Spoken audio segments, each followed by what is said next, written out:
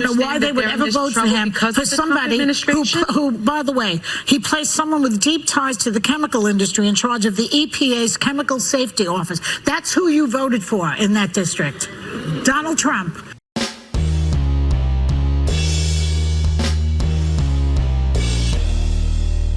How's everybody doing? My name is Anthony Brian Logan, and today we got to talk about Joy Behar of The View blaming the residents of East Palestine, Ohio for the train derailment, which caused a toxic fallout.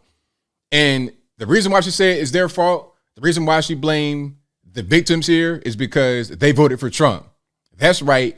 The guy that's been gone for not 1, but 2 years, who's not in any kind of office at all right now, she's going to blame him. Now, how are you going to blame him? They're talking about, oh, well, they changed regulations. The things that got changed have nothing to do with what happened. It was an accident, pure and simple. Okay? You should be blaming the people that were there or that were not there right after the accident who were actually in charge. Like Pete Buttigieg took him like 2 to 3 weeks to come out there finally. Joe Biden for not going to East Palestine, but going to Ukraine, giving the sweatpants and cocaine guy some more money. Okay? Trump had to go there on his own with his own money, and he arrived in East Palestine before Joe Biden did. So how are you going to blame Trump for any of this? It makes no sense. It's Trump derangement syndrome lingering way past Trump's presidency. And before I go any further, let's roll the clip. Of course, this clip will be in the description if you want to see it and hear it without my commentary. But without further ado, let's go ahead and roll it. Lay down regulations for a second, because it seems to me that the Republicans are obsessed with this notion of the free market, and they don't like a lot of regulations. Because it means profit. When you deregulate, you get profit. But I know. Part of deregulation, for example, there were very few plane crashes, thank God.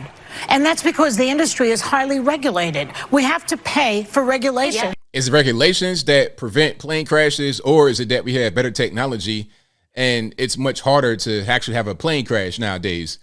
I think maybe that could be the reason, perhaps. Regulation helps, but let's not conflate issues here.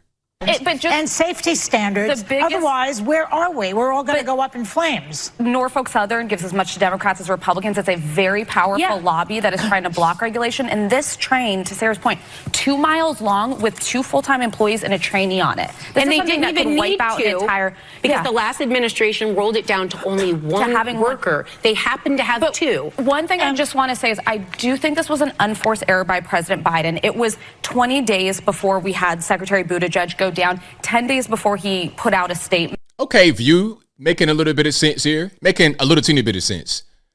And acknowledging it. Yeah. This is Trump country. He won by 40 points. He is a president for all Americans. I believe that, but he needs to show that he is. It was time for him to be. I don't know why they would ever vote for him, for somebody who, by the way, he placed someone with deep ties to the chemical industry in charge of the EPA's Chemical Safety Office. That's who you voted for in that district. Donald Trump, who reduces all safety. He did in those days. Showed up at McDonald's. Even the crowd at The View were gasping at what Joy Behar said, basically blaming the victims for the tragedy. It was literally an accident. That's what happened. Regulation would not have prevented it. It was an accident. Ball bearing got heated up real quick. They didn't notice it until it was too late, and then tragedy happens.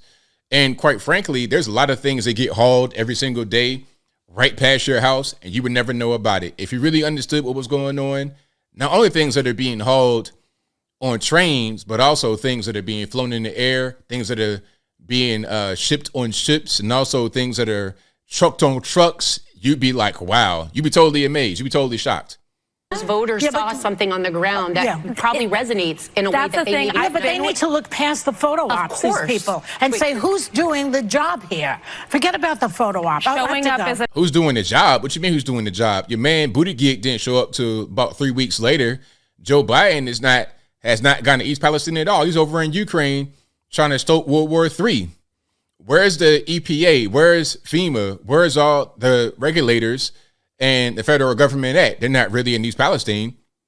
People out there saying, hey, y'all could come through and visit if it means we get some help. And Trump did just that. Where's your man Joe Biden at?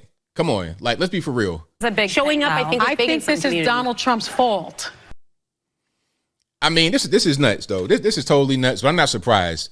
I'm not surprised that these people on The View are going to try to blame Trump for this because they don't want to take accountability. It's their president. It's their fault. Trump's been gone for 2 years. How can any of this be blamed on Trump? If Trump did a thing that was wrong with the regulations, which he didn't, because like I said, regulations in this case wouldn't have helped at all.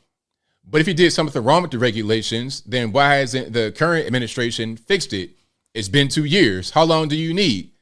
Okay, you can have Democrats in office for years and years and years, and they'll still blame what's happening under their watch on the previous people. I remember that under Obama. He'd be blaming stuff that happened in 2015 on Bush. It's like, sir, you're in your second term here. How long does it take to fix these issues? You can't keep kicking the can down the road and saying, well, nah, I don't want to do it. It's not my fault. It's them. You can't keep looking for kick the can down the road. You got to take personal responsibility and accountability.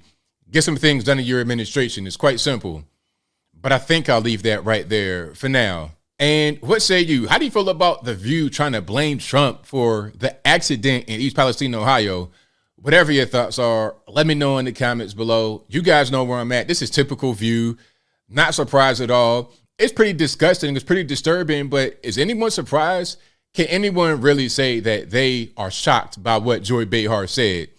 I'm glad that the crowd reacted like that. I think that might have been a little bit of, oh, really? How dare you type thing. A little bit of that. But if you're watching these programs, these TV shows, they do stuff like this, which kind of brings me back to what I said on the live stream about Matt Walsh. Some people said on the right, they said that Matt Walsh was being too harsh against the LGBTQ person. But it's like, what you mean too harsh? These people on the left will be very harsh, tell lies, do whatever they want to accomplish their goal. We don't do anything like that on our side. So ain't no such thing, in my humble opinion, as the right being too harsh.